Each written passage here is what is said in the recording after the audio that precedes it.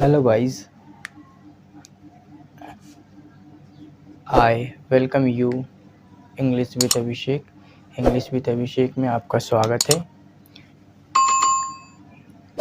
आज हम past indefinite tense पढ़ेंगे, है ना। मैं आज आपको पास्ट इंडेफिनिट टेंस पढ़ाने का प्रयास करूँगा, है ना। इसका मतलब होता है कि जब मतलब पास्ट में या भूतकाल में बीते हुए समय में, है ना, पूर्ण हुई कोई घटना को बताना हो तो वहाँ पे हम पास्ट इंडेफिनिट टेंस का प्रयोग करते हैं। जैसे कल मैं बाज़ार गया, मैंने खाना खाया, हमने मस्ती की, उनने पढ़ाई की, है ना, उन्होंने मैच खेला, वो जीत गए, वो हार गए, है ना। तो गाइस, मैंने अपने यूट्यूब चैनल इंग्लिश विद अभिषेक पर 30 days advance English challenge course की शुरुआत की थी, जिसमें आज हमारा डे 6 है ना। आज हमारा डे 6 है। मैं ऑलरेडी डे 1 2 डे 5 कंप्लीट कर चुका हूँ। जिसने नहीं देखा वो जाके डे 1 से देखे, ताकि जब आप एक सिस्टमेटिक वे में देखेंगे तो आप देखेंगे कि आप में काफ़ी जल्दी और अच्छा इम्प्रूवमेंट हुआ, है ना। तो उसके लिए आप, और उसका लिंक आपको डिस्क्रिप्शन बॉक्स में मिल जाएगा। और गाइस, आप यदि इस चैनल पे नए हो तो चैनल को सब्सक्राइब कर ले और नोटिफिकेशन बेल को ऑन कर ले, ताकि आपसे कोई भी वीडियो कोई भी वीडियो या लेक्चर मिस ना हो पाए। तो चलिए चलते हम अब आज की सेशन की ओर, है ना।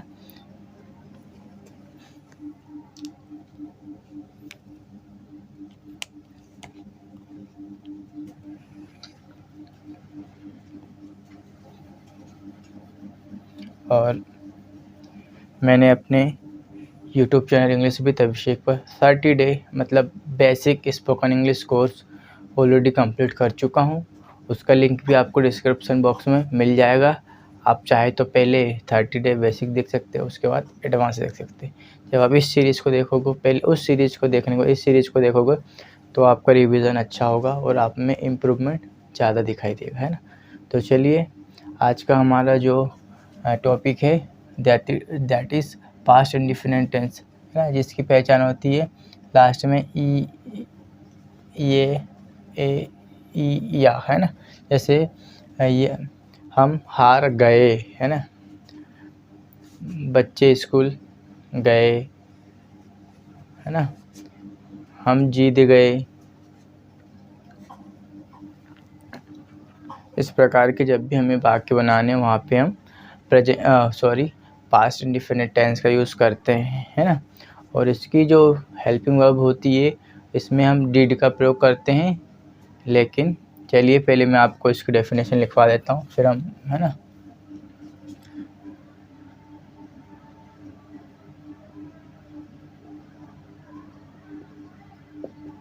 इसकी जो डेफिनेशन होती है, जब हमें, है ना, जब हमें पास्ट भूतकाल यानी बीते हुए समय, है ना,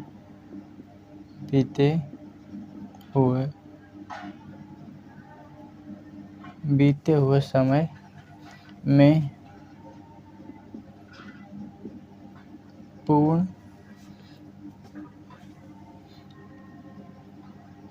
हुई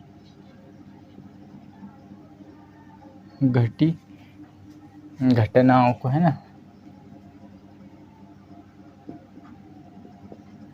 घटनाओं को व्यक्त करने के लिए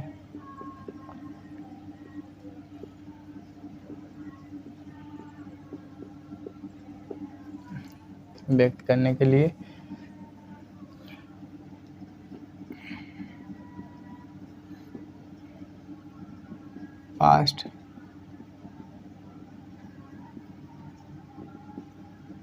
इंडेफिनिट टेंस का प्रयोग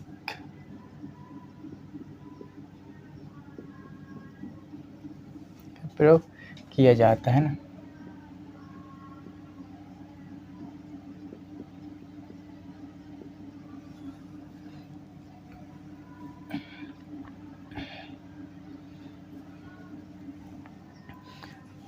तो you can see I have written definition of past indefinite tense. तो you can see if you look at the board, जब हमें पास्ट है ना, तो मतलब भूतकाल, बीते हुए समय में पूर्ण हुई या घटी घटनाओं है ना, घटनाओं को व्यक्त करने के लिए पास्ट इंडेफिनिट टेंस का प्रयोग किया जाता है ना। और इसमें जो हेल्पिंग का यूज़ करते हैं डिड होती है। डिड का प्रयोग हम सभी सब्जेक्ट के साथ करते हैं, चाहे सब्जेक्ट हमारा सिंगुलर हो चाहे प्लूरल हो, है ना। बट जब हम इसके क्या बोलते हैं पास्ट इंडेफिनिट टेंस के साधारण यानी सिंपल वाक्य बनाते हैं, वहाँ पे हम सब्जेक्ट वर्ब की सेकंड फॉर्म दे ऑब्जेक्ट का प्रयोग करते हैं। जैसे मैंने बोला कि उसने खाना खाया है ना, तो ही एट फूड है ना। हम बाज़ार गए, वी वेंट टू मार्केट। उसने पढ़ाई की, ही स्टडीड है ना। हमें यहाँ पे गाइज सेकंड फॉर्म का यूज़ करना है ना। जैसे इसका जो इसकी और एक और इस टेंस में हिंदी के वाक्यों के अंत में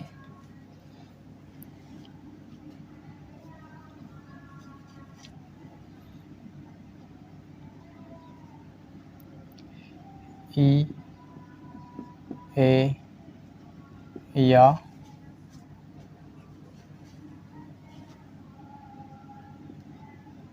आदि शब्द आते हैं ना,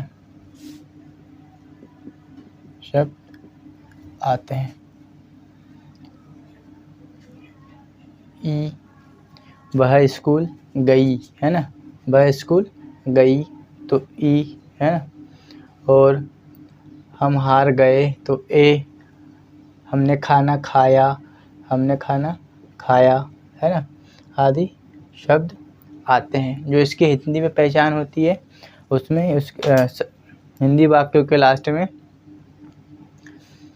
इस टेंस में है ना, इस टेंस में हिंदी वाक्यों के अंत में या तो ई, ए या आदि शब्द आते हैं ना, जो इसकी पहचान होती है। तो चलिए मैं आपको कुछ एग्जांपल देता हूँ ना। If you want to learn English or if you want to speak English,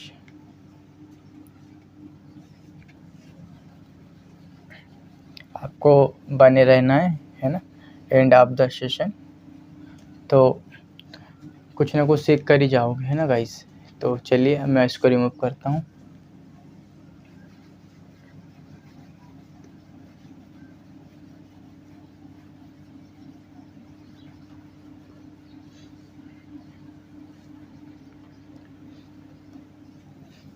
चलिए जैसे मैंने एक एग्जांपल दिया अभी है ना, इसका जो सिंपल का स्ट्रक्चर होता है सब्जेक्ट वर्ब की सेकंड फॉर्म देन ऑब्जेक्ट है। सपोज दैट मैंने बोला कि उसने खाना खाया है ना। हम इजी एग्जांपल लेते हैं ताकि कंसेप्ट अच्छे से समझ में आए है ना गाइस। तो जैसे मैंने बोला कि उसने खाना खाया है ना, मतलब भैया वो खाना खा चुका है ना। मतलब कोई अब खाना वो पास्ट में खाना खा चुका है, उसने शुरुआत भी पास्ट में की थी और ख़त्म भी पास्ट में हो चुके हैं ना, कि उसने खाना खाया। अभी कब खाया, कितना खाया है ना, तो हमें उसका पता नहीं है। तो उसके लिए हम यहाँ पे पास्ट इंडेफिनिट टेंस का यूज़ करते हैं ना। कब खाया, कितना खाया है ना।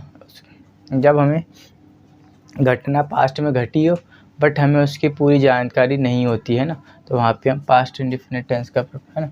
तो सबसे पहले हमें सब्जेक्ट लगाना है, तो हमने सब्जेक्ट लगाया, उसने के लिए लगाया ही, और अब खाया है ना, हिंदी वाक्य के अंत में या आ गया, हम इसे ऐसे भी पहचान सकते, या हम ऐसे ही पहचान सकते हैं कि पास्ट में कोई घटना घटी बट हमें इसकी पूर्ण जानकारी नहीं होती है ना। जैसे उसने खाना खाया, कब खाया, कितना खाया, है ना, हमें इस बात की कोई जानकारी नहीं है, तो वहाँ पे हम पास्ट इंडेफिनिट टेंस का यूज़ करते हैं। तो उसने खाना खाया तो ही, अब हमें वर्ब की सेकंड फॉर्म पता होना चाहिए। जैसे खाने की जो प्रोसेस होती है उसे बोलते ईट, लेकिन हमें उसकी सेकंड फॉर्म होती है एट, है ना, ही एट, और जो पका हुआ खाना उसे बोलते हैं फूड, ही एट फूड, है ना। फिर मैंने बोला कि मैंने अंग्रेजी पढ़ाई, है ना, एक और एग्जांपल दिया, या सिखाई, जो भी है ना, मैंने अंग्रेजी पढ़ाई, या, है ना। अब देखिए इसमें भी ये आया है लास्ट में, मैंने अंग्रेजी पढ़ाई, है ना। तो हमने पहचान ली, या फिर ऐसे भी कि कोई पास्ट में कोई घटना घटी है ना, या कोई एक्शन कंप्लीट हुई है ना,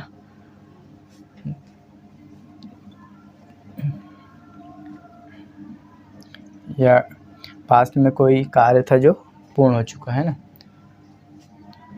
मैंने अंग्रेजी पढ़ाई, कितनी पढ़ाई, कब से, है ना, ये जानकारी हमें नहीं पता है, बस मैंने इतना पता है कि अंग्रेजी पढ़ाई, है ना।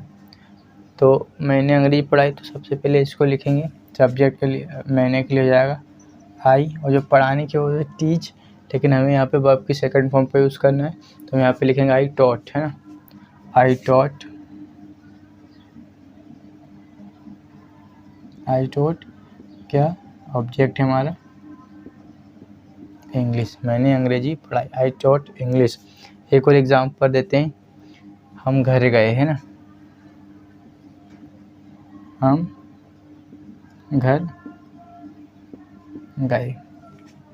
घर गए, तो now how will we speak in English.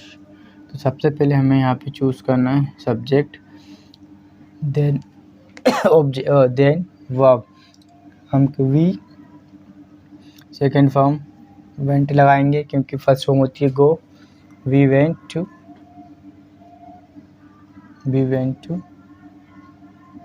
Home, हम घर गए। देखिए सबसे पहले सब्जेक्ट लिखा, फिर गए के लिए हमारी जो वर्ब होती है जाने के लिए उसे गो बोलते हैं, लेकिन हमें स्ट्रक्चर के हिसाब से V2 लगाना है वर्ब की सेकंड फॉर्म, तो हमने यहाँ पे वेंट लगा दिया। ऑब्जेक्ट है हमारे यहाँ पे होम, तो वी वेंट टू होम, हम घर गए, है ना। तो आई होप आपको इतना समझ में आया होगा, बने रहिएगा एंड ऑफ द वीडियो।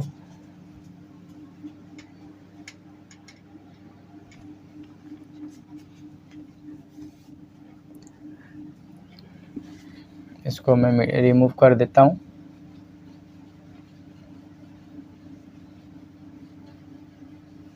चाहिए तो हम इसके 4 पैटर्न की प्रैक्टिस कर सकते हैं एक सेंटेंस लेके, है ना। ये सिंपल का स्ट्रक्चर होता है, नेगेटिव का होता है सब्जेक्ट, इसमें डिड नॉट या डिंट बोलते शॉर्ट में, था सब्जेक्ट डिड नॉट, फिर हमें यहाँ पे वर्ब की फर्स्ट फॉर्म का यूज़ करना है ना, लास्ट में ऑब्जेक्ट, है ना। हम इंटरोगेटिव बनाना हो, मतलब प्रश्नवाचक, तो क्वेश्चन, है ना, तो वहाँ पे हमें सबसे पहले डिड को रखना है, हेल्पिंग वर्ब को, हमारे यहाँ पे एक ही हेल्पिंग वर्ब है, सब्जेक्ट, वर्ब की फर्स्ट फॉर्म, लास्ट में ऑब्जेक्ट, है ना। और हम चाहे तो इसका इंटरोगेटिव नेगेटिव बना सकते हैं। यदि आपको एकदम डिटेल में देखना हो पास्ट इंडेफिनिट टेंसेस, तो आप 30 day basic spoken English course को देखिए। आपको you have to go to on my YouTube channel English with Abhishek and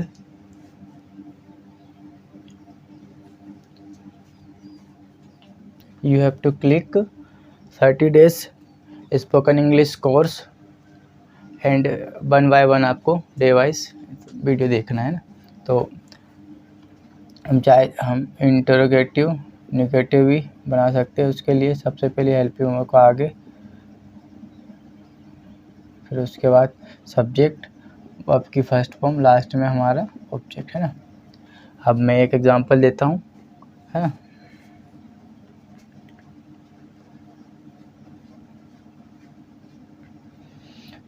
से म्हणाला की रामू स्कूल गया, है ना।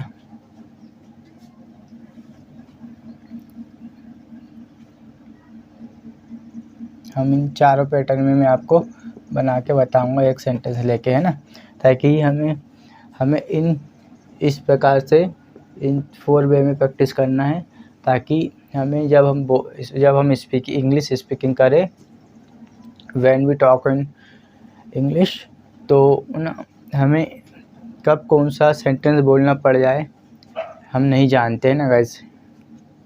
तो उसके लिए यहाँ पे मैंने एक एग्जांपल लिया था, बच्चे स्कूल गए, है ना।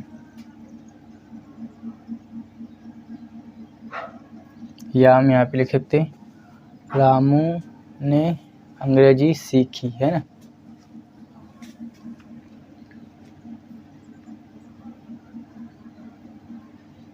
हमने एक एग्जांपल लिया,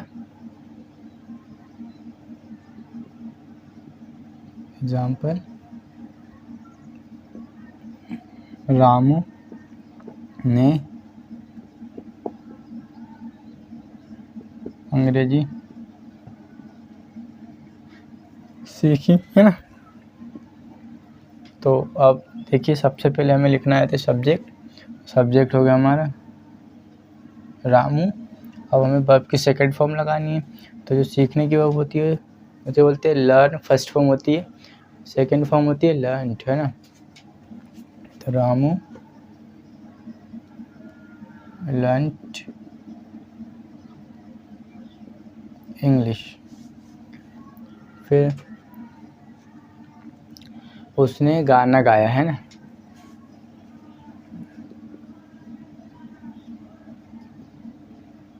उसने गाना गाया, है ना। या हिंदी वाक्य के अंत में या हम इसे भी पहचान सकते हैं, या कोई मतलब जो गाने की प्रोसेस थी वो पास्ट में शुरू हुई, पास्ट में ख़त्म हो चुके हैं ना। हमें जानकारी नहीं है कि उसने कितने गाने गाए, कब गाने गाए, है ना। इसकी जानकारी हमें नहीं पता है ना। तो उसके लिए हमें सबसे पहले उसने गाना गाया, तो उसके लिए हमें सबसे पहले हम यहाँ पे लगा देते हैं ही या शी, जो में से भी, है ना। तो मैंने लगाया शी। गाया जो होती है, गाने की जो प्रोसेस होती है वो बोलते हैं सिंग, लेकिन हमें यहाँ पे सेकंड फॉर्म यूज़ करना है, तो सी सेंग अ सॉन्ग, है ना। सी सेंग अ सॉन्ग, उसने गाना गाया।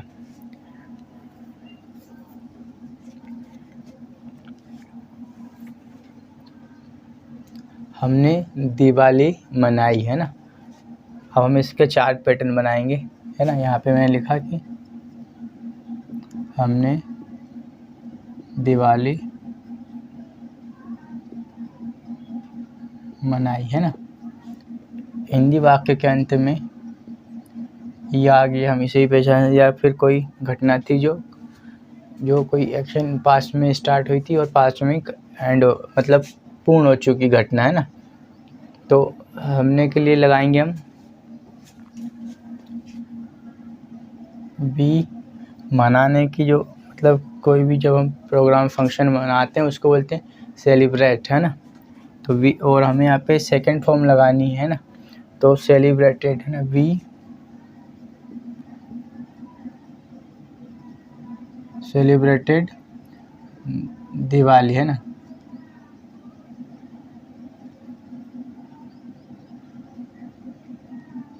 दिवाली।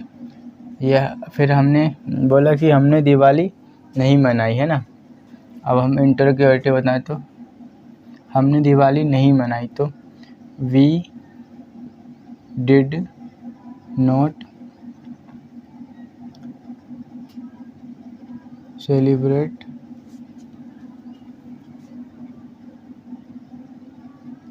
दिवाली, है ना। इसका मतलब we did not celebrate Diwali, हमने दिवाली नहीं मनाई, है ना। फिर नेक्स्ट एग्जांपल मतलब हमने, ये हमारा सिंपल हो गया, नेगेटिव हो गया। अब फिर मैंने एक इंटरोगेटिव, क्या हमने दिवाली मनाई, है ना। तो सबसे पहले हमने हमारी हेल्पिंग वर्ब थी डिड, उसको आगे रख दिया, उसके बाद सब्जेक्ट डिड वी, फिर वर्ब, देन वर्ब की second form did we celebrate Diwali, है ना। हम इसका आगे हमने दिवाली नहीं मनाई, है ना। हमने इंटरोगेटिव और नेगेटिव के लिए हमने दिवाली डिड वी नॉट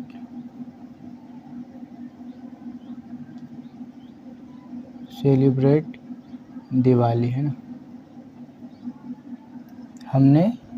हमने दिवाली नहीं, क्या हमने दिवाली नहीं मनाई, है ना। तो did we not celebrate Diwali. तो आई होप आपको इतना पसंद आया होगा सेशन, है ना।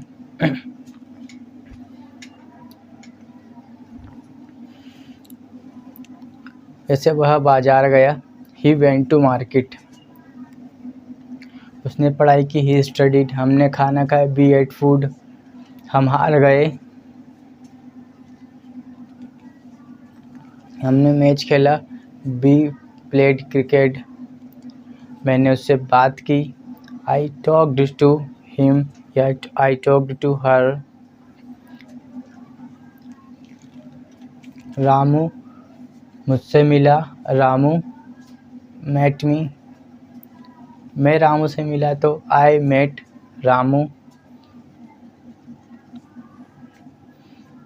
गाइस, तो आई होप आपको, देखिए कहना इतना चाहता हूँ कि हमें पास्ट इंडेफिनिट टेंस के जब भी साधारण वाक्य बनाने, वहाँ पे हमें सब्जेक्ट रखना है, वर्ब की सेकंड फॉर्म लगाना है, देन ऑब्जेक्ट लगाना है।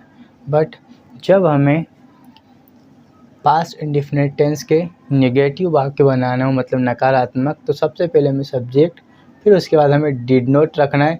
जैसे ही हम वाक्य में या सेंटेंस में डिड नॉट का प्रयोग करते लगाते हैं, उसके बाद हमें ये बहुत ध्यान रखना है कि वर्ब की फर्स्ट फॉर्म का यूज़ करना है। क्योंकि गाइस, हम एक सेंटेंस में वर्ब के दो फॉर्म, मतलब दो सेकंड फॉर्म का यूज़ नहीं करते, है ना। जब भी फिर हमें इंटरोगेटिव वाक्य बनाना है, सबसे पहले हमें डिड को आगे रखना, हमारी हेडिंग को, उसके बाद हमें सब्जेक्ट को रखना है, उसके बाद वर्ब की फर्स्ट फॉर्म, फिर हमारा ऑब्जेक्ट, है ना। जब हमें इंटरोगेटिव नेगेटिव बनाना है, तो सबसे पहले हमें हेल्पिंग वर्ब डिड को लगाना है, उसके बाद सब्जेक्ट, देन वर्ब की फर्स्ट फॉर्म, लास्ट में हमारा ऑब्जेक्ट आता है ना। जैसे मैंने एक एग्जांपल दिया था कि ये वाला, कि हमने दिवाली मनाई, तो हम यहाँ से मैंने लिखा बी सेलिब्रेटेड दिवाली। हमने दिवाली नहीं मनाई, we did not celebrate Diwali. क्या हमने दिवाली मनाई, तो डिड बी सेलिब्रेट दिवाली। क्या हमने दिवाली नहीं मनाई, तो डिड बी, यहाँ पे देखिए गाइस, एक थोड़ा सा मिस्टेक हो गया, यहाँ पे नोट फिर वर्ब के पास, है ना। तो did we not celebrate Diwali. तो आई होप आप, है ना, यहाँ पे वी सेलिब्रेटेड दिवाली सिंपल के लिए, फिर नेगेटिव के लिए वी, यहाँ पे हमने लिखा है डिड नॉट सेलिब्रेट दिवाली। क्या हमने दिवाली मनाई, तो सबसे पहले helping did we celebrate Diwali.